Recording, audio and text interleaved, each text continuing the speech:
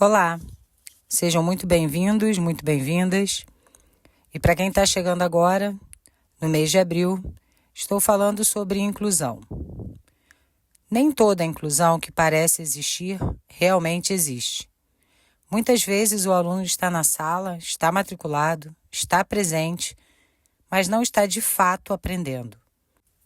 Hoje vou focar nisso, sobre o quanto a inclusão é efetiva e quando ela é apenas uma ilusão bem intencionada. Você está no podcast Professorar, um espaço de pensamento que une direito e educação, para organizar o que na prática muitas vezes chega de forma confusa, que são as responsabilidades, os limites e as possibilidades. E neste episódio, vou trazer por que TEA, TDAH, altas habilidades, superdotação, precisam de adaptações, não por opinião, mas por funcionamento cerebral. E como a lei se constrói exatamente sobre esse funcionamento. Porque incluir não é apenas permitir que o aluno esteja, é garantir que ele consiga aprender. Porque estar na sala não é o mesmo que estar incluído. Inclusão efetiva é quando o aluno participa, compreende, consegue avançar. E inclusão ilusória é quando o aluno apenas ocupa um lugar físico, recebe o mesmo conteúdo sem adaptação alguma, acumula uma frustração silenciosa. Por exemplo, um aluno com TDAH recebe uma prova longa, sem subdivisões, sem orientação, e ele não termina essa prova. A escola pensa que o tempo foi normal, foi suficiente, mas na prática, o modelo não foi adaptado ao funcionamento do cérebro dele. O aluno com TDAH não tem falta de capacidade, tem dificuldade de regulação. Há alteração em áreas como córtex pré-frontal e sistema dopaminérgico, o que vai impactar diretamente a atenção sustentada, uma habilidade que é realmente avaliada durante as provas, os testes, os trabalhos. Também impacta controle de impulsos. Se em uma questão não deu para entender, o primeiro impulso é desistir. Impacta também na organização. O cérebro vai buscar estímulo constante. Por isso, tarefas longas perdem eficiência. Comandos extensos se dispersam. O que funciona de verdade são tarefas divididas, instruções objetivas, um tempo ampliado e pausas estratégicas se necessárias. A base legal é a Lei de Inclusão e a LDB, que garantem adaptação razoável. No autismo, o mundo não é percebido da mesma forma, e isso muda a forma de aprender. Há diferenças em processamento sensorial, comunicação, flexibilidade cognitiva. O cérebro pode hiperfocar, ter dificuldade com mudanças, interpretar linguagem de forma literal. O que realmente funciona no TEA? Rotina previsível, instruções claras, antecipação de mudanças e ambiente organizado.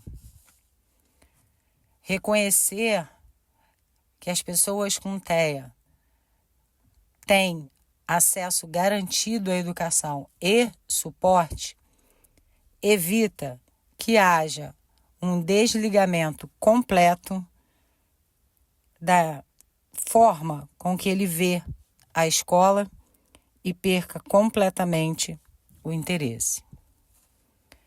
Para alunos com altas habilidades e ou superdotação, nem toda dificuldade vem da falta. Algumas vêm da ausência de desafio. O cérebro desses alunos apresenta uma alta velocidade de processamento.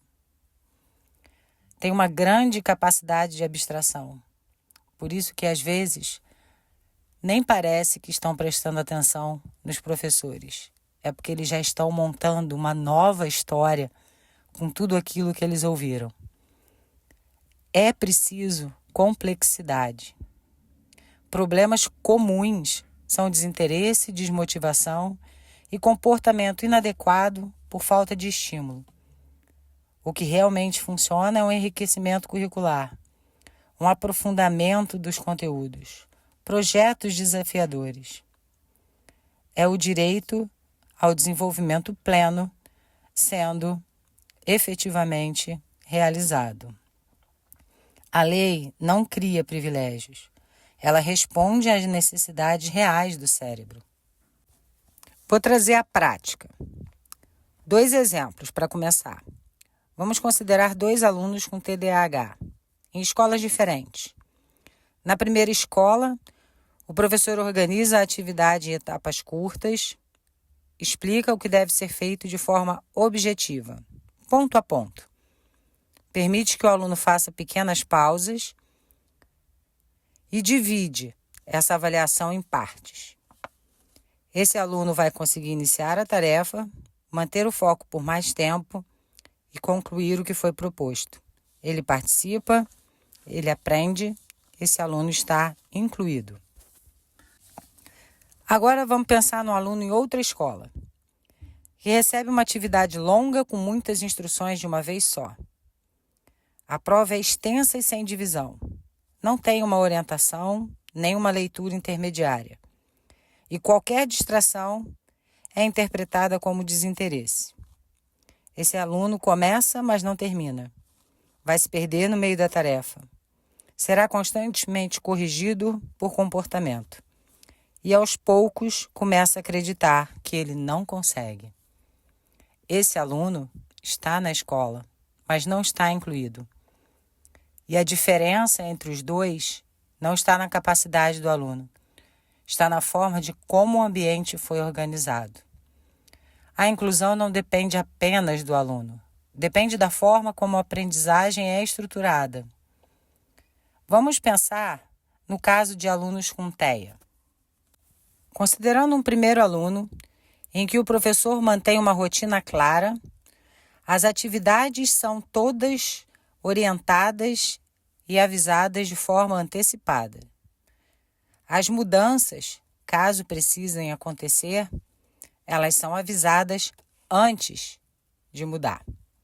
As instruções são diretas, sem ambiguidade. O ambiente é organizado com menor quantidade de estímulos excessivos, a menor quantidade de estímulo possível. E quando necessário, o aluno tem um tempo para se organizar. Esse aluno já entendeu o que vai acontecer, já se sente seguro e participa dentro do seu ritmo. Ele aprende, ele retém informação. Esse aluno está incluído.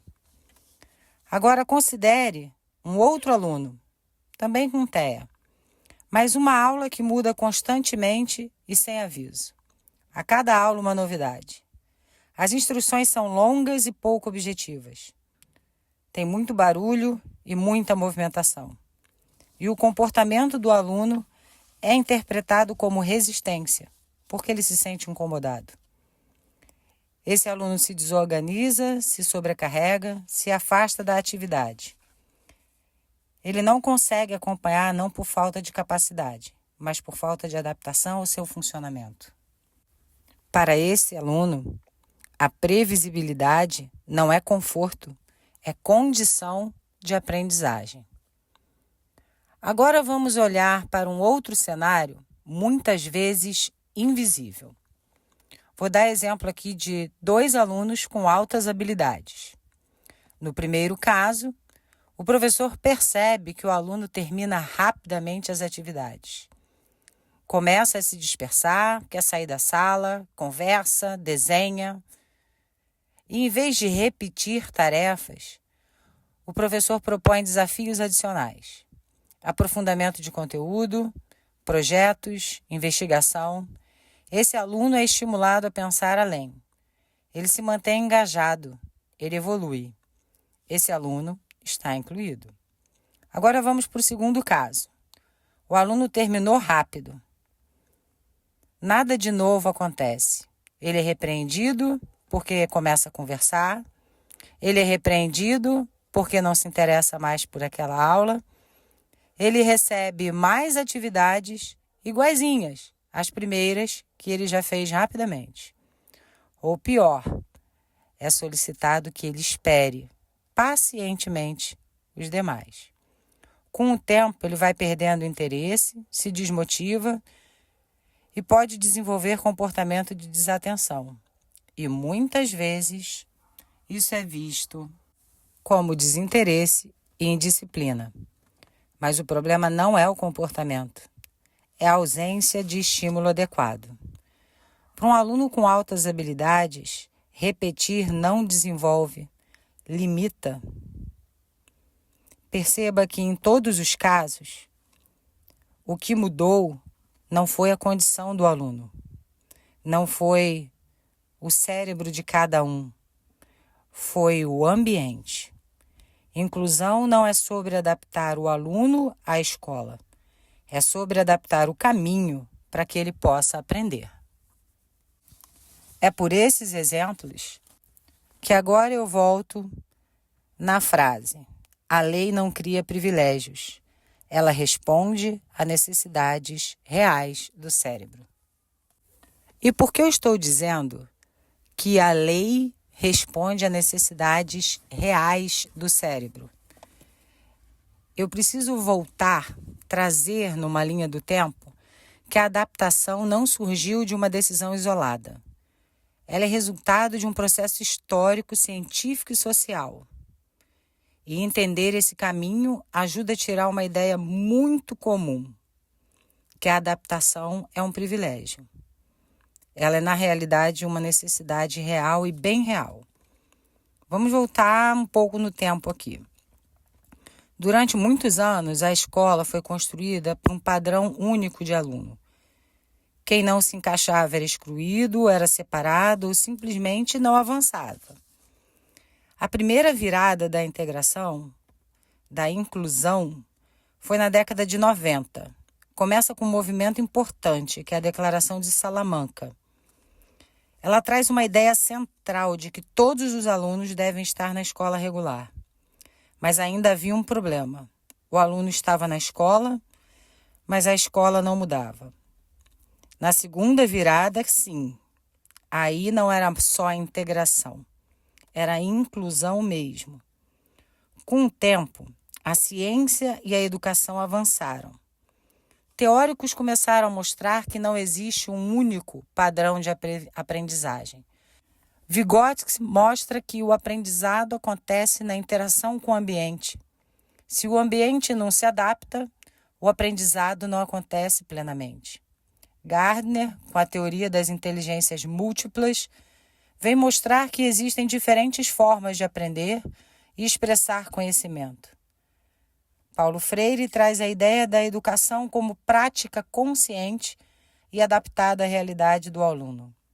Esses pensamentos mudam tudo, porque deixam claro que não é o aluno que está errado, é um modelo único que é limitada. E aí, a terceira virada vem com o direito. Então, quando a ciência encontra o direito, e isso se consolida em um documento que tem o condão de efetivamente incluir. Aqui realmente acontece a grande mudança, porque a inclusão passa a ser um direito e não uma escolha.